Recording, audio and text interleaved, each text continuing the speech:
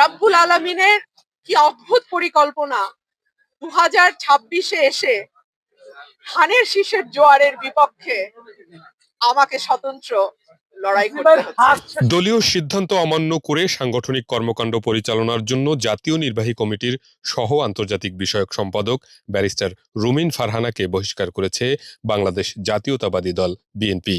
30 December মঙ্গলবার বিএনপির senior যুগ্ম মহাসচিব অ্যাডভোকেট রুহুল কবির রিজভী স্বাক্ষরিত এক বিজ্ঞপ্তিতে এ তথ্য জানানো হয়। বিজ্ঞপ্তিতে আরও বলা হয়, বিএনপির প্রাথমিক সদস্যসহ সব পর্যায়ের পদ থেকে তাকে বহিষ্কার করা হয়েছে। আসন্ন জাতীয় সংসদ নির্বাচনে ব্রাহ্মণবাড়িয়া 2 আসনটি শরিক দল জমিয়াতে উলামায়ে ইসলামকে ছেড়ে দিয়েছে বিএনপি। এ আসনে বিএনপির মনোনয়ন প্রত্যাশী ছিলেন সংরক্ষিত আসনের সাবেক সংসদ সদস্য ও দলটির আন্তর্জাতিক বিষয়ক সহ সম্পাদক ব্যারিস্টার রুমিন ফারহানা। তবে মনোনয়ন না পেলেও স্বতন্ত্র প্রার্থী হিসেবে নির্বাচনে প্রতিদ্বন্দ্বিতা করার ঘোষণা দিয়েছিলেন। সেই সঙ্গে পদত্যাগের কথাও বলেছিলেন এই সাবেক সংসদ সদস্য। এ বিষয়ে গণমাধ্যমকে রুমিন ফারহানা বলেছিলেন, যদি ব্যবস্থা নেওয়ার দরকার হয় দল অবশ্যই ব্যবস্থা নেবে, আমি তো বাধা দিতে পারবো না, তবে মনোনয়ন কেনার আগেই সম্মানের সঙ্গে দল থেকে পদত্যাগ করব। রুদ্র রুহান, বাংলা নিউজ 24।